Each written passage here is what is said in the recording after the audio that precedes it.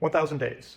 Do you have the perseverance and patience to stick with whatever you're trying to do for 1,000 days? This is from one of my favorite blog posts I've ever read by Dan Andrews from Tropical MBA, where he's talking about building a business. But if you want to do anything creative and have it work out to replace your income, he makes the argument that it's probably going to take about 1,000 days. Obviously, you see stories of people starting something and it taking off right away, having this crazy breakout success, but that's not how it usually goes. In most cases, there's a year or two of just like figuring things out and like getting oriented, building that first product, writing that first book, and then getting those first customers or first readers, and then them compounding into more and more and more. It takes a long time. And so the question Dan asks, and that I always try to ask myself, is like, am I willing to wait 1,000 days for this to be successful? And not just sit around and wait, but like actively try to make it work for 1,000 days. Because if you're not willing to work at something for those 3-ish years until it works out,